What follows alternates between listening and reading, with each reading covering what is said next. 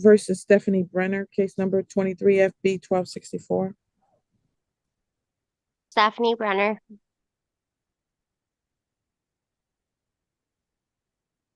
Ms. McDuffie, you were muted if you said anything. Sorry about that. Rachel McDuffie for the people. Thank you.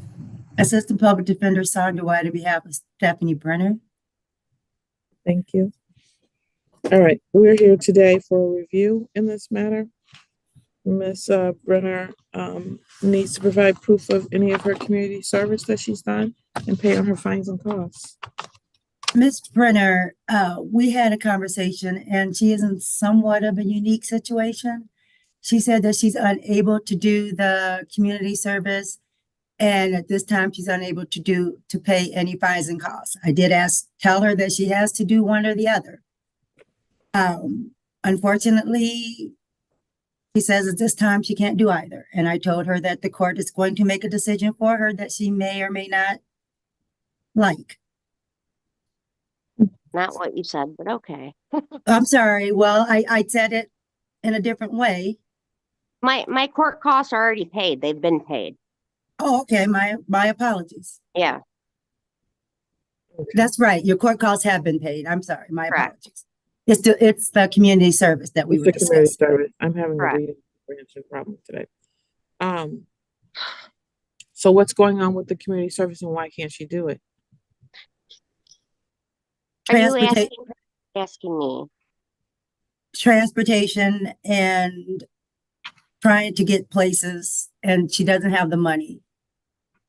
She doesn't have the money to do community service? I don't understand that part.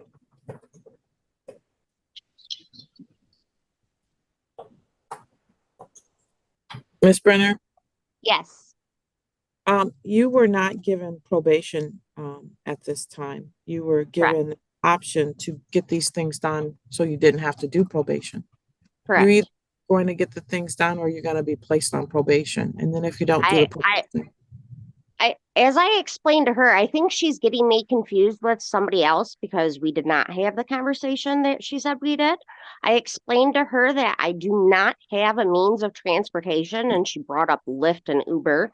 And I told her the IRS owes me $5,000. I lost my food stamps last October, and I honestly cannot afford an Uber or Lyft, or I can't feed myself and my daughter. So if probation or jail, or I don't want to tell you I can do things I can't. I can't do the community service. I work 2 jobs. I don't, even with transportation, I don't have the time. Okay. Ms. McDuffie? I don't know what else to do. So the last time we were here, Ms. Brenner shared that I think her transmission had gone out. So that was why she hadn't started the community service due to her car troubles at that time. So and then my notes from before that, when she got sentenced on October 5th, were that the court did not order the armed class that I think was recommended at that time. I don't know if that is an online issue, but it sounds like Ms. Brenner would apparently fare better going on probation and completing the requirements than the alternative that the court provided. So something obviously has to be done. So she's saying that I know she's working, but probation is the alternative to jail for the offense that was committed. So something has to happen. So if it is, I don't know if she's requesting that or not, but if it's going to work better that she just goes on probation and completes whatever requirement. Honestly, it would be better if I went to jail because I can't comply with probation. I can't go up to Ann Arbor and drop in stuff. I can't do it. Well, we can never make anyone do probation. So if she wants to do jail, I can accommodate that.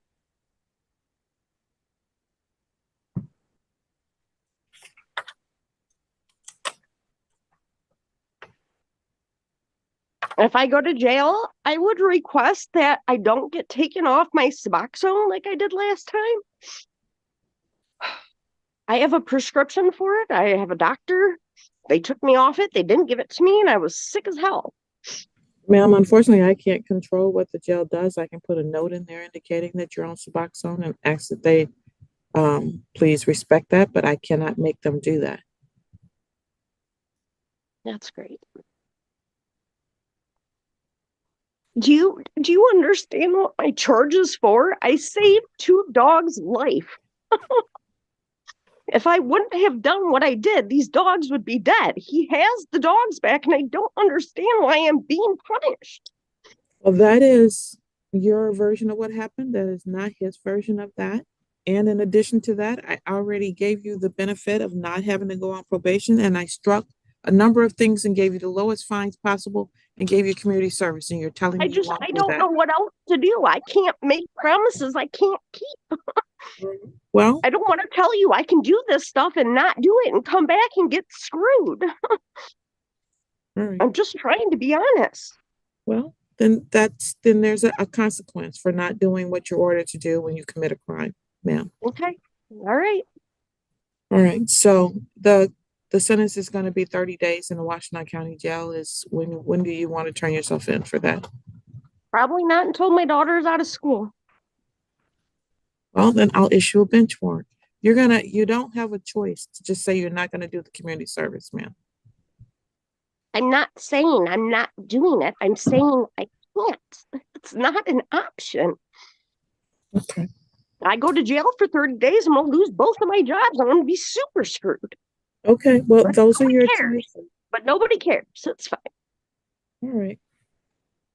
So is your client requesting that she do the jail time at this point, Ms. White? Yeah, be done with it. Yes. All right.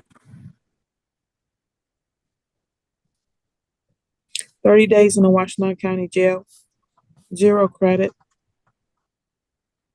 So glad I paid my fines. Got me real fucking far. Couldn't eat for a month, And but do hey, you- you guys do- got paid. Ma'am, if you curse one more time while you're on here, you're gonna be held in contempt and you're gonna get a consecutive 30 days. Do you understand that?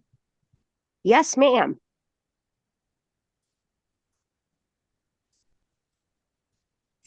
Bench warrant to issue.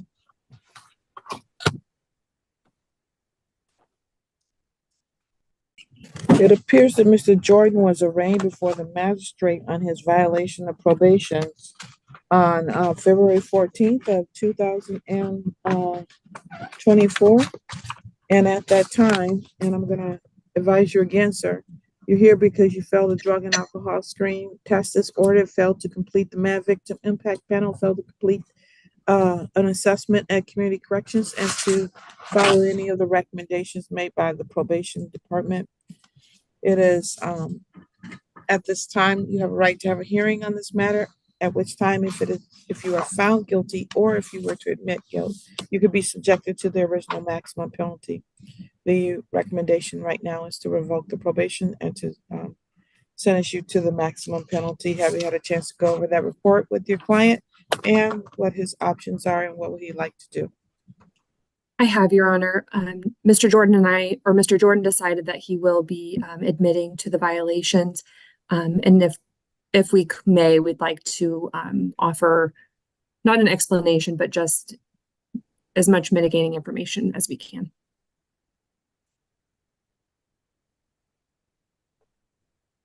Thank you.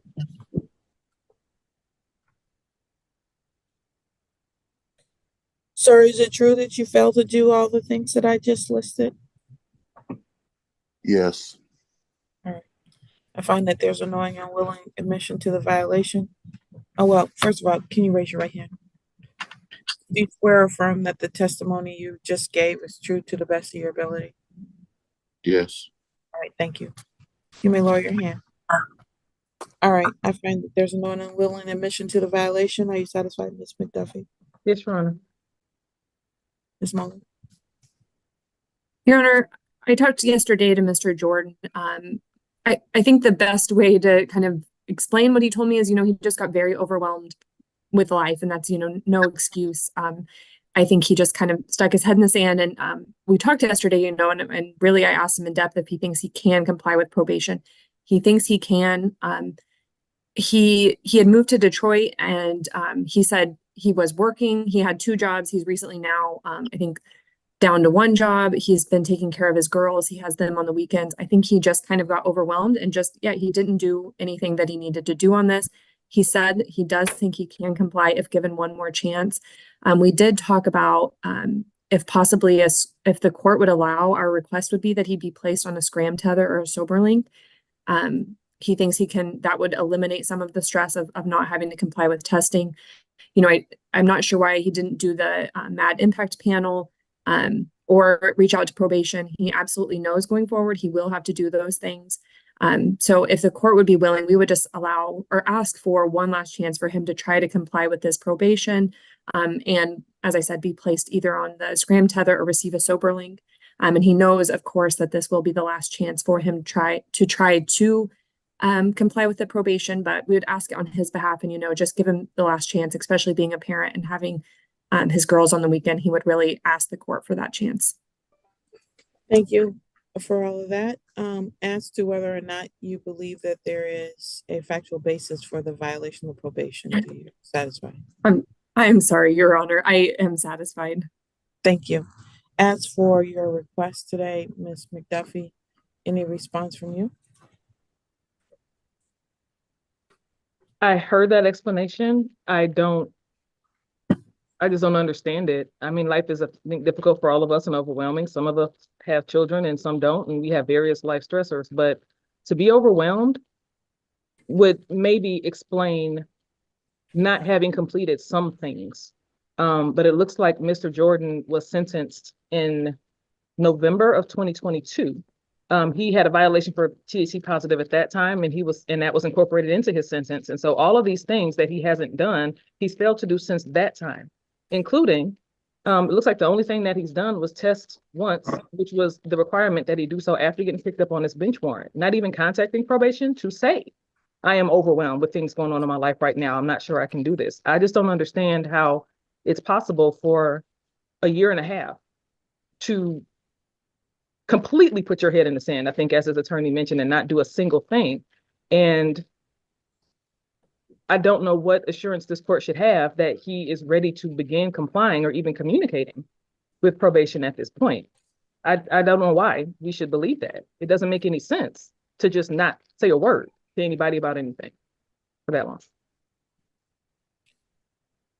Ms. McDuffie makes a good point. Since he was arraigned by the magistrate, he still did not reach out to probation after that time until now. So what changes today that wasn't true for yesterday? Your Honor, all I can say is that maybe between the arraignment in February and now, I have, I'm not sure what the reason for that is, why he didn't reach out to probation. Maybe he thought at this point it wouldn't make a difference. Maybe he wanted to wait until today to see, but he Jordan, should have. I don't want to speculate, sir. Why didn't you do anything between the time you were arraigned and now? Not driving right now, and That's a phone call. That's not a driving situation, sir. I apologize. I think Ms. McDuffie is right. I don't see any reason why I shouldn't follow the recommendation. I'm going to do this sentencing in person. Sentencing is adjourned to April 11th, 2024 at 11 a.m. in person. And in the interim time period, I would suggest that you reach out to probation. And I'm going to place you say the scram tether might help you. Let's place you on scram tether. Within 24 hours, you need to go get that on. I want to see if you mean anything by anything you say. And if not, I'll see you here on April 11th at 11 o'clock a.m. in person at 14B District Court. Okay, sir? Okay. So you should contact probation, try to complete some. In the meantime, can I I was driving to work before something came in the mail and they suspended my license. Like I need to get to work and stuff and get down there and stuff like that. Will I be able to drive? I have not, this case, I guess it could have suspended your license. Yeah. That's why it could really kind of hinder me from a lot of stuff. That might be the Secretary of State. I have no control over what the Secretary of State does, sir. Well, I got a letter saying I still about the Ypsilanti requirements. I see. It's for this case here. That's why my license got suspended. Okay. Sir, once you make contact with probation, and then or working on some of those items, probation, will talk to me and we can get your license unsuspended. But until then, it will remain suspended. You have to do something to show me that you are trying to do anything before I'll unsuspend your license. So contact the probation department, schedule for your MAD victim impact panel and your CCOP assessment, and we'll go from there. Okay. All right.